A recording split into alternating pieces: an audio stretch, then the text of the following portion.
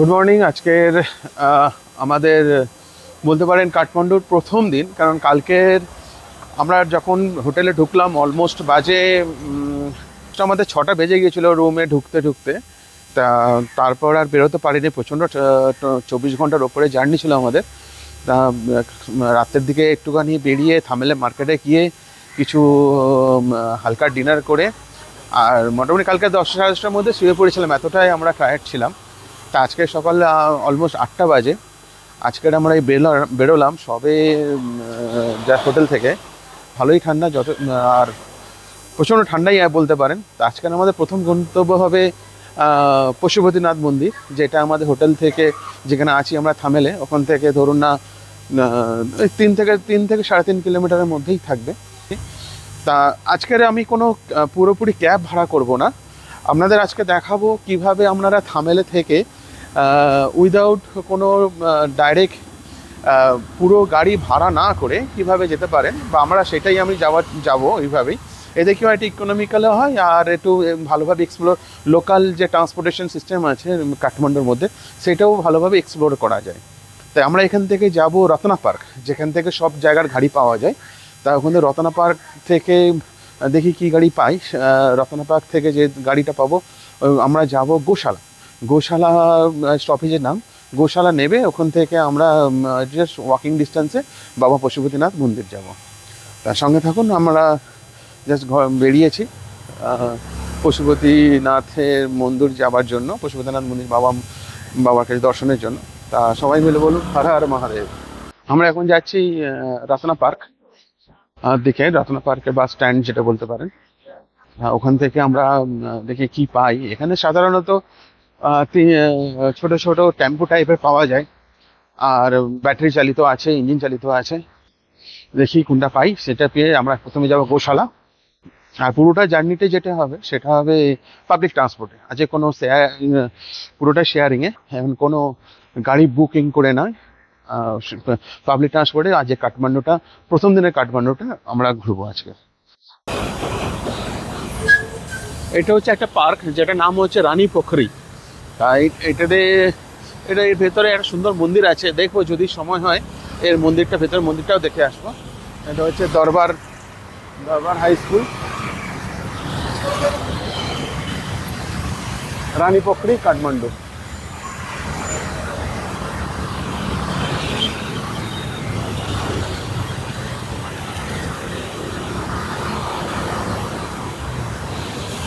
সুন্দর জায়গা, মানে আমার কাঠমান্ডুটা সত্যি খুব ভালো লাগে।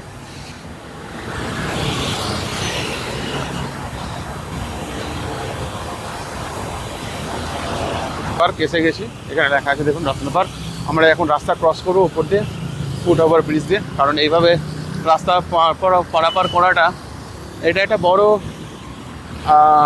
আইল্যান্ড টাইপ বলতে পারেন। এখান থেকে অনেক জায়গায় গাড়ি যায়, এখানে পাস করে। এই ফুট ওভার ব্রিজটা ক্রস করে আমরা ওই পারে গিয়ে ওখান থেকে দূরে দেখতে পাচ্ছেন, ওখান থেকে আমরা গোশালার গাড়ি নেব। দেখছেন রানী পোখরি, ফুট ওভার ব্রিজের উপর থেকে ভালো দেখা যাচ্ছে।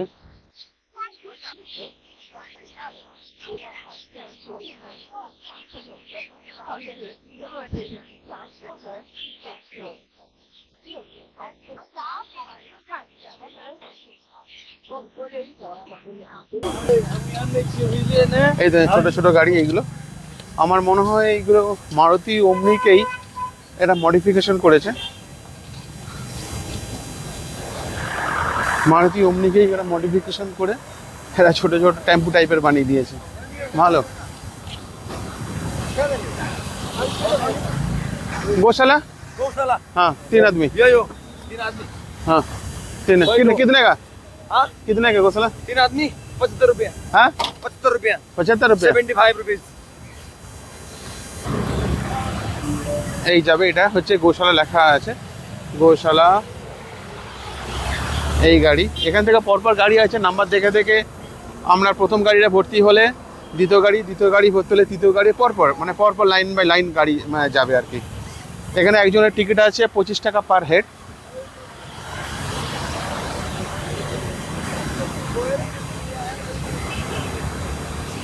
এখানে ভেতরে সিটিং ক্যাপাসিটি।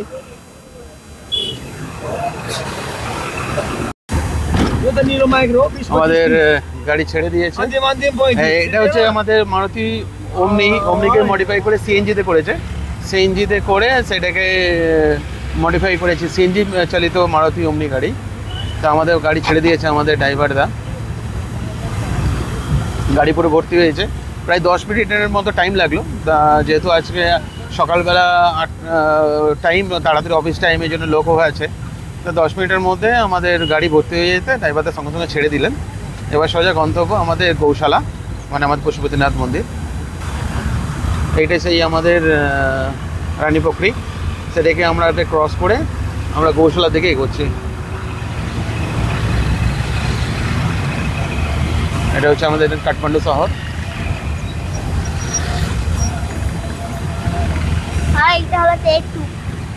আমাদের গাড়ি থেকে নেমে গেছি এখন গৌশালা স্টপেজে। এবার আমরা মন্দিরে যাব, ওখানে আমাকে রাস্তা ক্রস করতে হবে।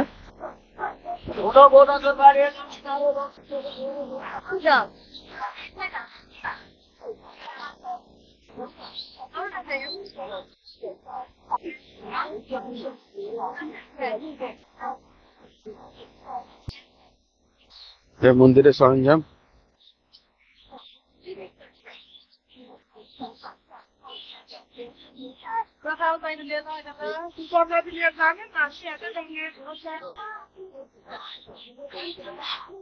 গোশালা থেকে নেবে আপনারা যে কাউকে জিজ্ঞেস করবেন, এখানে আসার জন্য, মন্দির আসার জন্য অনেকগুলি রাস্তা আছে। তা আমরা যে রাস্তাটা চুজ করেছি, যেখানে নামিয়েছে তার অপোজিটেই ছিল একটা মন্দিরে যাওয়ার জন্য রাস্তা। তাই এখানে চলে এসেছি। এবার দুপাশেই আপনারা দেখলেন কি সুন্দর সব ডালা প্রসারণে দাঁড়িয়ে আছে পুজো দেওয়ার জন্য। এবং সবাই জিজ্ঞাসা করছে আপনারা কি পুজো দেবেন, করবেন। আপনারা চাইলে এখান থেকে কিনে নিতে পারেন। তবে আমি রেকমেন্ড না, আমি বলতে চাই মন্দিরের কাছ থেকে নিলে আরো ভালো হবে। আর আপনাদের যেখানে ইচ্ছা সেখান থেকে আপনারা নিতেই পারেন। খুব ঢালু রাস্তাটা একদম রীতিমতো ঢালু। আমি হাঁটছি না, অথচ আমাকে জোর করে হাঁটিয়ে নিয়ে যাচ্ছি, এরকম একটা অবস্থা, এতটাই ঢালু।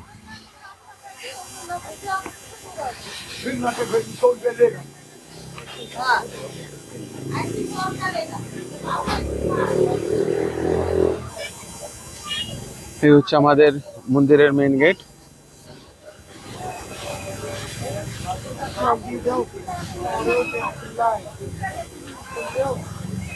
এটিতেও আসা যায়। আর এই হচ্ছে পসরা।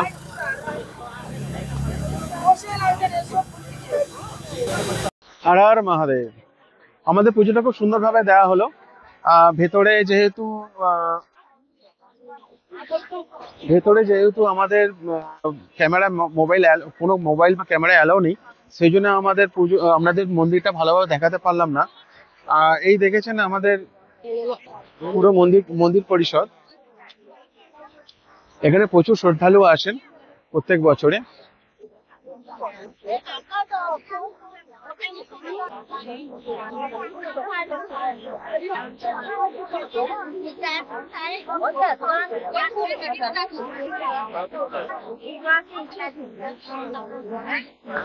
মন্দিরের ভিতরে আপনারা এর ভেতরে অসংখ্য ছোট বড় অনেক রকম মন্দির পাবেন। এখানে আমাদের কাল ভৈরব মন্দির আছে, যেখানে যেখানে আমাদের নারকেল ভেঙে নারকেলের জল দিতে হয়। আরেকটা যেটা মহত্ব আছে, এই যে মন্দিরটা আছে সেটা হচ্ছে বাগমতী নদীর তীরে ঘাটে এই মন্দিরে যত পূজা হয়, এই বাগমতী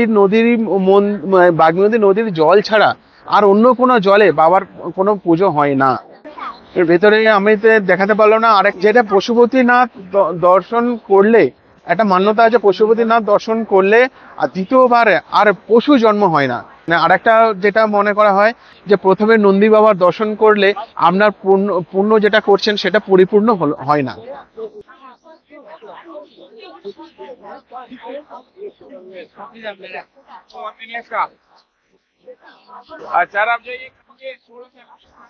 এখানে টয়লেটের ব্যবস্থা আছে, কেউ যদি চায় এর ভিতরে টয়লেট আছে এবং পানীয় জলের ব্যবস্থা আছে ভিতরে।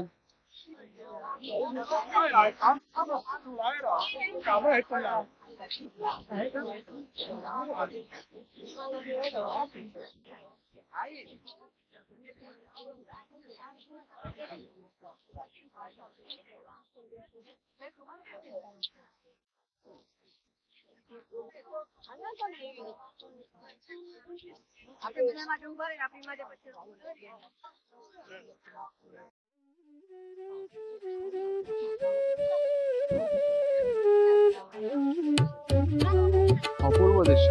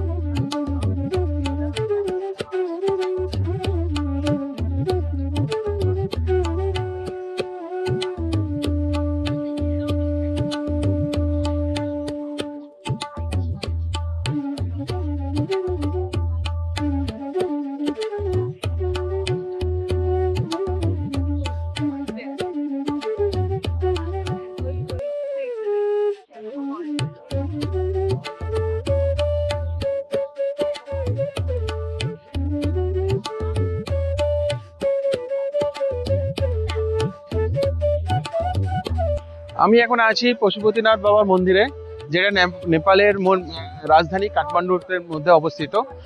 এই মন্দিরটা আছে, এটা হচ্ছে দরজা এবং মেন দরজা। আমি ভেতর থেকে পুজো দিয়ে চলে এসেছি, কিন্তু ভেতরে ক্যামেরার কোনো অ্যালাও নেই, সেই জন্য আমি আপনাদের ভেতরে কোনো দৃশ্য দেখাতে পারলাম না। এই মন্দিরের মেন মাহাত্ম্য হচ্ছে বাবা পশুপতিনাথ। পুরাণ অনুযায়ী মনে করা হয় কেউ যদি পরে জন্মে পশু রূপে জন্মগ্রহণ করতে না হয়, দর্শন করলে আর দ্বিতীয়বার পশু রূপে জন্মগ্রহণ করতে হয় না। এবং আরো একটা মান্যতা আছে যে বাবা কেদারনাথ যে আছে, যে 12টা জ্যোতির্লিঙ্গের মধ্যে একটা, এইটাও একটা 12টা জ্যোতির্লিঙ্গের মধ্যে 12টা। কেউ যদি বাবা কেদারনাথ দর্শন করে না থাকে, সেটা এই বাবা পশুপতিনাথ যদি দর্শন করে, সেটা মনে হয় এটা বাবা কেদারনাথের অর্ধেক দর্শনের সমান। এটা একটা পৌরাণিক সুন্দর একটা ঘটনা আছে। যখন কুরুক্ষেত্র যুদ্ধের পর পাণ্ডবরা রিয়েলাইজ করেছিল যে তাদের নিজেদের লোকেদের মধ্যে মারামারি করে নিজেদের লোকেরা অনেক মারা গিয়েছিলেন, এটা গোত্র পাপ বলে। এই পাপ থেকে মুক্ত হওয়ার জন্য পঞ্চপাণ্ডবরা তারা ভগবান শিবের শরণাপন্ন হয়। কিন্তু বাবা মহাদেব তিনি ভেবেছিলেন এই এত জঘন্য কাজ করেছে, এদের আমি কিছুতেই আমি এত তাড়াতাড়ি আমি এদের মুক্তি দেব না। সেই জন্য বাবা কি করেন, বাবা এদের থেকে দূরে সরে আসার জন্য ষাঁড় রূপে পালিয়ে যাওয়ার চেষ্টা করেন। কিন্তু পঞ্চপাণ্ডবরা তারা ঠিক বাবাকে বুঝতে পেরে যান এবং তার পেছনে তাকে ধরতে শুরু করে, কারণ বাবা মহাদেব ছাড়া তারা উদ্ধার হবেন, তারা কোনোভাবেই কিছু করতে পারবে না। এই যে দৌড়াদৌড়িতে বাবাকে ধরে রাখার জন্য পঞ্চপাণ্ডব আর বাবা মহাদেবের মধ্যে তখন কি হয়, তখন এই ষাঁড় যেটা আছে এটা 5টা ভাগে ভাগ হয়ে যায়। তার মধ্যে যে মুখটা আছে, যে মুখটা পড়ে যায় আমাদের পশুপতিনাথ, এবং এই লিঙ্গটা আমাদের পরশ পাথরের সাথেও তো অনেক সময় তুলনা করা হয়। যেটা পঞ্চপাণ্ডব এরপরে কি হয়, যে ষাঁড়ে যে পাঁচটা ভাগ হয়েছিল, তার মধ্যে এটা প্রথম মুখটা এখানে পড়েছিলেন। ষাঁড়ের যে পিছনে কুঁজটা ছিল, যেটা কেদারনাথ বলা হয়, কেদারনাথ দর্শন। কেদারনাথে আপনারা যদি যান দেখতে পাবেন, ওখানে ষাঁড়ের কুঁজটা আছে। এবার সামনে যে পাটা আছে, যে পাটা আপনাদের পড়বে টঙ্গুনাথে। এছাড়াও একটা দুটো অংশ যেটা আছে, সেটা হচ্ছে হিমালয়ে আরো দুটো মন্দিরে অবস্থিত হয়েছে। এটাই আমাদের মনে করা হয়। যাই হোক, আমি এখানে পুজো দিলাম, দর্শন করলাম। আমার মন তো এখানে আসলে আমাদের একটা, যখনই আপনি মন্দিরের ভেতরে ঢুকবেন, আপনাদের মনের মধ্যে একটা আলাদা ভাইব চলে আসবে।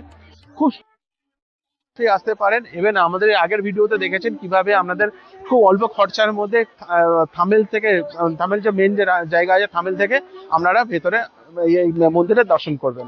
এই আপনারা দেখাচ্ছি কত সুন্দর ভাবে চারিদিকে দেখুন এত ভিড়। এবং এখানে একটা আছে, এখানে আপনাদের মহাশিবরাত্রিতে অসংখ্য পরিমাণে শ্রদ্ধালু আছে। সেই সময় তো অসংখ্য ভাবে। আর এটা যেটা আমাদের কাছে শেয়ার করতে হয়নি, এখানে যে মন্দিরটা আছে বাগমতী নদীর তীরে অবস্থিত। এই মন্দিরে যত পূজা হয়, আমাদের বাগমতী নদীর জল ছাড়া বাবার কোনো পুজোই হয় না। ইভেন এখানে প্রত্যেকদিন সন্ধ্যেবেলা বাগমতীর তীরে যে একটা ঘাট আছে, ঘাটের মধ্যে আপনাদের সন্ধ্যা আরতিও দেখতে পাবেন সন্ধ্যা 7টা সাড়ে 7টার পর আসার পরে। আপনার থাকার জন্য বলে দিই, এখানে এই যে জায়গাটা নামবেন, যে মন্দিরটা আছে, যে স্টপেজ গোশালা, এইখানে আশেপাশে আপনার অনেক ছোট বড় হোটেল পেয়ে যাবেন। মনে করলে এখানেও থাকতে পারেন। যে থামেল আছে, থামেলের যে মেন শহরের মধ্যে, ওখানে আমরা থাকতে পারি। এখানে আরেকটা মনে করা হয় এখানে যে প্রচুর পরিমাণে সাধু সন্ত এখানে আসেন, এখানে সিদ্ধি লাভ করেন, এখানে এখানে তারা একটা মন থেকে ঊর্জা নেন, এখানে বাবার উপাসনা করেন।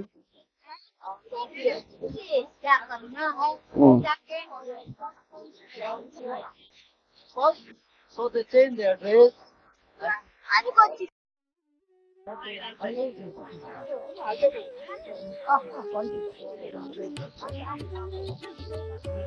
এখানে আমরা ঢুকেই ডান দিকে দেখবেন এখানে কত পায়রা। আপনারা চাইলে আমরা এখানে বাইরে থেকে মক্কা দানা আরো কিছু কিনে নিয়ে আপনারা খাওয়াতে পারেন। খুব সুন্দর দৃশ্য, খুব সুন্দর দৃশ্য। এখানে খুব ভালো লাগবে আপনাদের। এখানে সারাদিন আমরা কোনো মনেই কিছু হবে না।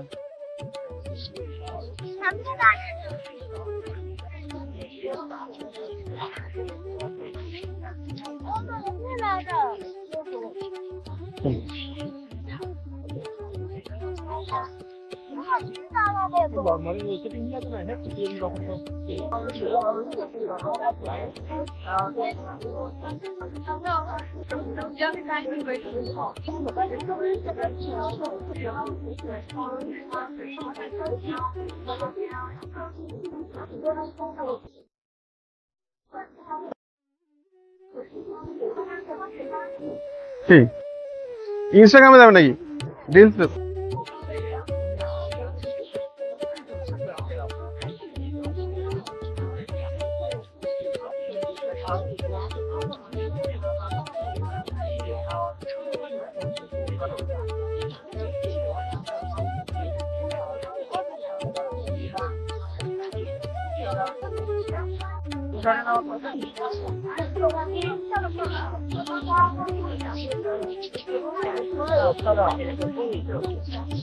এই মন্দিরের সামনে থেকে আরো অনেক, মন্দিরের সামনে অনেকগুলো ডালার পসরা নিয়ে বসে আছেন। এখান থেকে আপনারা মনে করলে জুতো কিনে রাখতে পারবেন। জুতো রেখে এই যে মাসিমা আছেন বা আরো অনেক লোক আছেন, এখানে জুতো রেখে আপনারা মন্দিরের ভেতরে প্রবেশ করুন। আর এখান থেকে আপনারা পুজোর ডালা কিনতে পারেন। দেখবেন যে কোনো দরদাম করবেন, একটা জিনিস মাথায় রাখবেন, এখানে কিছু যা দরদাম করবেন সব কিন্তু যাই টাকা বলুন না কেন জিজ্ঞেস করে দেবেন ইন্ডিয়া না নেপালি, এটা কিন্তু আপনার কনফার্ম নেবেন। কারণ অনেক সময় কি হয়, একটা 200 টাকা বললে ধরুন না, 200 টাকা নেপালি হতে পারে, 200 টাকা ইন্ডিয়ানও হতে পারে। তা সেই জন্য আপনারা একটু কাইন্ডলি যাচাই করে নেবেন এটা নেপালি আছে না এটা ইন্ডিয়ান আছে, তারপরে আপনারা যে কোনো জিনিস কেনাকাটা করবেন।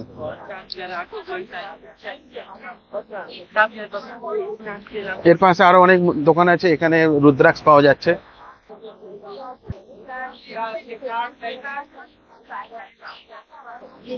এখানে বাবার ডুগডুগি, এখানে নেপালি অনেক রকম হার।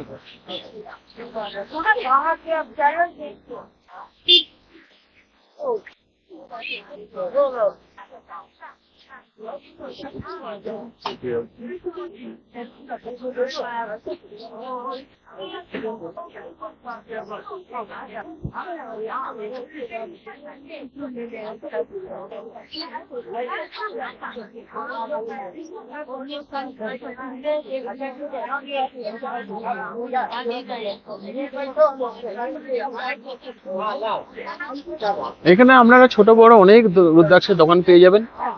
এখানে রুদ্রাক্ষের দামও খুব সস্তা এবং ভালো জেনুইন কোয়ালিটি পেয়ে যাবেন। আপনারা একটু যাচাই করে কিনে নেবেন। চলো, সামনে একটা দোকান পেয়েছি, সেখানে চলে এসেছি। দিয়েছে আপনার চারটে পুরি দিয়েছে, 2টো জিলাপি দিয়েছে, আর একটা দই দেখতে পাচ্ছেন, আর মটর দিয়ে একটা ঘুগনি টাইপের করেছে। তো আমি খেয়ে বলছি আপনাদের কেমন হয়, রিভিউ দেবো। এটা আমাদের খরচা পড়লো 150 টাকা নেপালি রুপিজে।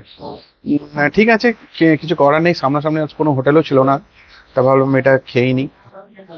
ঘুগনিটা মোটামুটি খুব একটা টেস্টফুল না, নর্মাল আছে। জিলিপিটা ঠান্ডা হয়ে গেছে, প্রচন্ড ঠান্ডা। পুরিটা ঠিকঠাক, তবে 150 নেপালে যে নিচ্ছে করতে হবে না, তবে কিছু করার নেই। খিদে প্রচন্ড পেয়েছে, পেট ভরার জন্য খাবার, আর কিছু নেই। মোটামুটি খেলাম, খাওয়া দাওয়া করে বাইরে বেরিয়ে এসেছি। খাবারটা মোটামুটি ছিল, খাবারটা ভালো ছিল না। করার নেই।